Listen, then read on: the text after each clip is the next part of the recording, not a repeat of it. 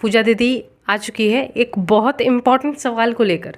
बहुत सारे बच्चे मुझसे ये सवाल पूछ रहे हैं और पूछते हैं, और मुझे अच्छा लगता है कि वो पूछ रहे हैं ऐसा सवाल। वो ये है कि दीदी ज्योग्राफी में अच्छा स्कोर कैसे करना है, और मेरे लिए अच्छा मतलब 100 आउट ऑफ 100 कैसे स्कोर करना है। वेल, मैं यहाँ पे बोल के चली जाऊँगी और तुम लोग के मार्क्स भी आ जाएंगे, ऐसा कहीं नहीं होने वाला। लेकिन मैं एक स्ट्रिक्ट टीचर की तरह, एक स्ट्रिक्ट दीदी की तरह कुछ सत्य बातों पर फोकस करूँगी, ठीक है। कितना प्रैक्टिकल है ज्योग्राफी में 100 में 100 लाना, उस पर बात कर लेते हैं ज़रा।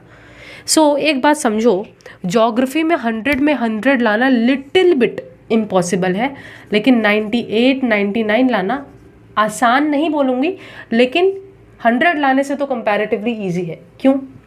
एक्चुअली में ज्योग्राफी में होता है एक बहुत इंपॉर्टेंट चीज़ जिसको बोलते हैं मैप। और मैप पॉइंटिंग जो होता है ना, वो थोड़ा सा उसमें मार्क्स कटने का चांसेस बहुत ज़्यादा होता है, थोड़ा सा मार्क्स कटने का चांसेस ज़्यादा होता है। इसीलिए काफ़ी बार थोड़ा मुश्किल हो जाता है उसमें 100 में 100 टच कर पाना। बट अगर दिल में चाह है, मेहनत है, तो डेफिनेटली 100 में 100 ला सकते हो। इनफैक्ट मैं अगर सच बात बताऊँ तो जब मैंने बोर्ड्स दिया था तो मेरा 92 आया था आउट ऑफ 100, लेकिन मेरे एक क्लासमेट को 100 में 100 मिला था। मतलब मैम भी उतनी शॉक हो गई थी, क्योंकि उनके पूरे के पूरे करियर में 100 में 100 उनके किसी स्टूडेंट ने नहीं लाया था। 99 98 90 से ऊपर बहुत आसानी से आ जाता, लेकिन 100 में 100 लाने वाला वो बंदा, मेरे को अभी भी उसका नाम भी याद है, but I can not take his name of course.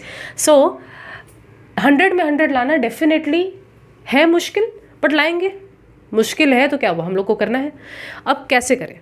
देखो, एक बात को समझना, ज्योग्राफी में ये जो चैप्टर्स है, atmosphere, hydrosphere, waste management, satellite imagery, इसमें से एटमॉस्फेयर का तो नहीं बोलूँगी क्योंकि ये बहुत ही लेंदी चैप्टर है। Atmosphere, believe me, it's a very lengthy chapter. But बिना एटमॉस्फेयर किए तुम हाइड्रोस्फेयर अच्छे से नहीं समझ पाओगे। मैं फिर से बोल रही हूँ, बिना एटमॉस्फेयर किए तुम हाइड्रोस्फेयर नहीं समझ पाओगे।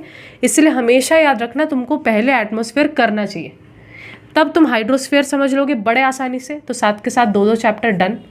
उसके बाद वेस्ट मैनेजमेंट तो क्या ही बताना, 1 घंटे के अंदर अंदर ये चैप्टर मैंने पढ़ाया है अपने पेड कोर्स के अंदर, तो 1 घंटे में ये भी डन हो जाएगा। और सैटेलाइट इमेजरी भी 1-1.5 घंटे के अंदर ये टॉपिक कंप्लीट हो जाएगा। तो ये जो 4 टॉपिक्स है ना, इन 4 टॉपिक्स में ये बस इंटरकनेक्टेड है। ये अलग अलग करके एक दिन लेकर बैठोगे, खत्म, पूरा खत्म।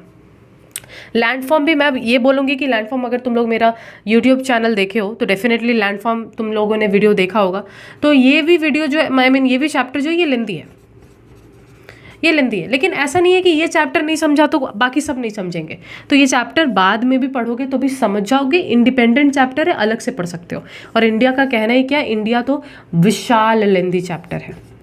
क्या बताऊँ इसके बारे में, लेकिन जितना लेंदी चैप्टर है उतना ही इंटरेस्टिंग चैप्टर भी है। ओके, सो मेरा एक सजेशन होगा तुम लोगों से कि लैंडफॉर्म और इंडिया को थोड़ा सा भी साइड में रखो। सिर्फ इंडिया इंडिया इंडिया क्या कर रहे हो, थोड़ा सा इंडिया को साइड में रखो। भाई, इंडिया में रह रहे हैं, इंडिया के लिए इज्जत है दिल में, आई नो, बट थोड़ा सा इंडिया को साइड में रखो। थोड़ा सा इन 4 चैप्टर्स पे फोकस करो भाई।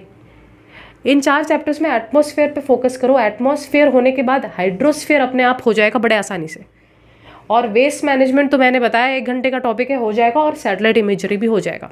फिर तुम लैंडफॉर्म्स उठाओ और इंडिया उठाओ, ठीक है। तो प्लीज़ इंडिया को लेकर इतना ज़्यादा इस चैप्टर में मत डूबे रहो कि बाकी सारे ज्योग्राफी के चैप्टर्स को इग्नोर करो। ना, इंडिया जितना इंपॉर्टेंट चैप्टर है उतना ही इंपॉर्टेंट बाकी चैप्टर्स भी तो है। डेफिनेटली इसमें कोई शक नहीं है कि इंडिया से ज़्यादा मार्क्स के क्वेश्चंस पूछे जाते हैं। अच्छा, बहुत सारे लोगों का ये भी क्वेरी है, अब ये भी मैं बताना चाहती हूँ।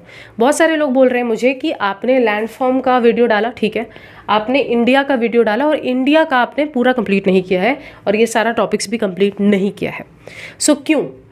देखो, मैं एक सिंपल बात बता रही हूँ, प्लीज़ मेरे पर्सपेक्टिव से भी चीज़ों को समझने की कोशिश करना। मैं झूठ कभी भी नहीं बोलती, ये बात मेरे कृष्ण जी जानते हैं। आज जन्माष्टमी का दिन है तो मैं जन्माष्टमी को शूट कर रही हूँ, तो झूठ बोलूँगी तो मुझे ही कृष्ण जी पाप देंगे।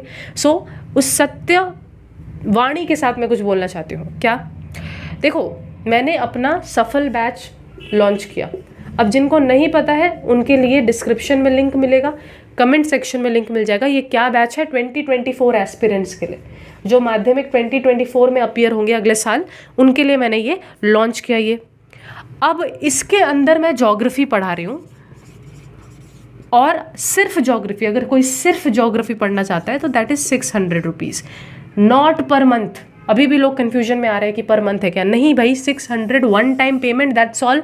जब तक माध्यमिक दे नहीं देते तब तक ये वैलिड मिलेगा तुमको कोर्स, ठीक है। अब मैं क्या बोलना चाहती हूँ, तो जिन बच्चों ने, ऐसे 50-60 बच्चों ने ज्योग्राफी चुना है, ज्योग्राफी पढ़ने के लिए मुझे पेमेंट किया है, डू यू नॉट थिंक, अपने आप को उस जगह पे रख के देखो, डू यू नॉट थिंक कि उन्होंने अपने जेब से, अपने मम्मी पापा के जेब से मुझे 600 रुपीज़ खर्च करके दिया कि दीदी आप मुझे पढ़ाइए। अब ये मेरा दायित्व होता है कि मैं उनको पढ़ाऊँ, बट अगर मैं वही सेम कोर्स उठा के अगर यूट्यूब में डाल दूँ तो ये तो उनके साथ नाइंसाफ़ी होगा, ये उनके साथ अनफेयर होगा, because they have paid for the course exclusively, अलग से हट के पे किया है उन्होंने। सो ये उनके साथ नाइंसाफ़ी हो गया, and that's the reason that I am not able to upload on YouTube.